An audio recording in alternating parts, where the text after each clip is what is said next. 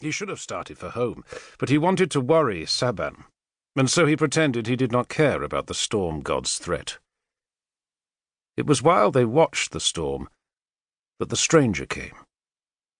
He rode a small dun horse that was white with sweat.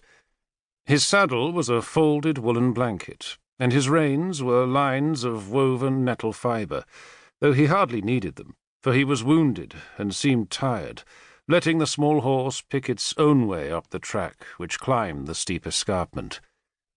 The stranger's head was bowed, and his heels hung almost to the ground.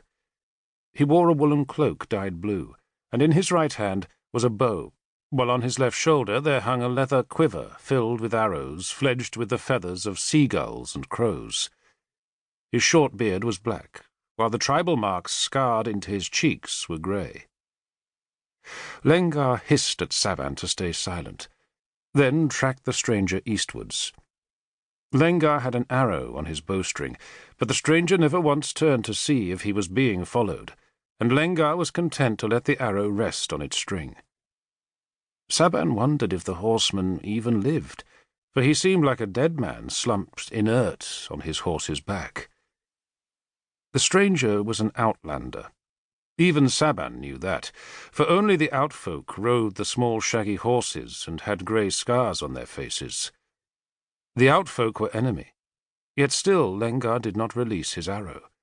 He just followed the horseman, and Saban followed Lengar until at last the outlander came to the edge of the trees where bracken grew. There the stranger stopped his horse and raised his head to stare across the gently rising land, while Lengar and Saban crouched unseen behind him. The stranger saw bracken, and beyond it, where the soil was thin above the underlying chalk, grassland. There were grave mounds dotted on the grassland's low crest. Pigs rooted in the bracken, while white cattle grazed the pasture land. The sun still shone here. The stranger stayed a long while at the wood's edge, looking for enemies, but seeing none. Off to his north, a long way off, there were wheat fields fenced with thorn, over which the first clouds, outriders of the storm, were chasing their shadows. But all ahead of him was sunlit. There was life ahead, darkness behind, and the small horse, unbidden, suddenly jolted into the bracken. The rider let it carry him. The horse climbed the gentle slope to the grave mounds.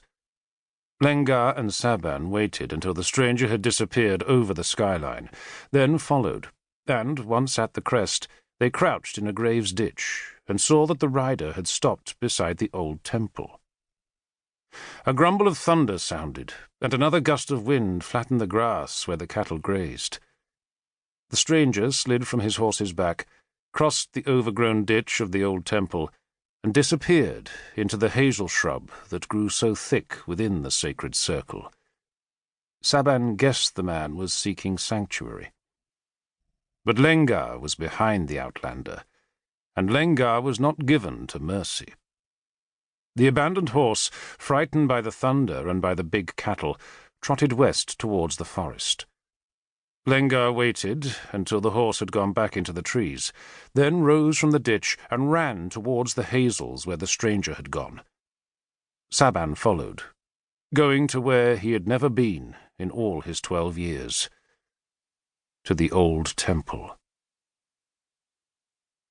Once, many years before, so long before that no one alive could remember those times, the old temple had been the greatest shrine of the heartland. In those days, when men had come from far off to dance the temple's rings, the high bank of chalk that encircled the shrine had been so white that it seemed to shine in the moonlight. From one side of the shining ring to the other was 100 paces, and in the old days that sacred space had been beaten bare by the feet of the dancers as they girdled the death house that had been made from 3 rings of trimmed oak trunks. The smooth, bare trunks had been oiled with animal fat, and hung with boughs of holly and ivy. Now the bank was thick with grass and choked by weeds. Small hazels grew in the ditch, and more hazels had invaded the wide space inside the circular bank, so that from a distance the temple looked like a grove of small shrubs.